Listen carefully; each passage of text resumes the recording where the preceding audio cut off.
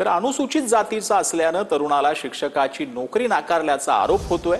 जळगावच्या जामनेरमधील एका खासगी शाळेतील हा धक्कादायक प्रकार आता समोर आलेला आहे। तरुणाकडून शाळेच्या मुख्याध्यापकांविरोधात गुन्हा जो आहे तो दाखल करण्यात आलाय। पोलीस उपअधीक्षकांकडून घटनेचा सध्या तपास केला जातोय। शिक्षण विभागाकडून देखील या प्रकरणाची दखल जी आहे ती घेण्यात आली।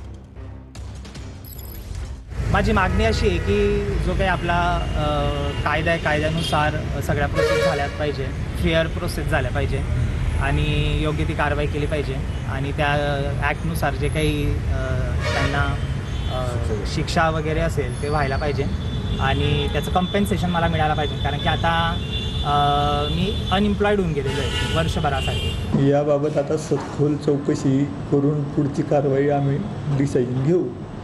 माहिती घेण्याचं काम सुरू आहे आमच्या स्तरावरून, त्यानंतर पुढची कारवाई निश्चित केली जाईल। 30 तारखेला जामनेर पोलीस स्टेशनला ॲट्रॉसिटीची तक्रार दिलेली आहे।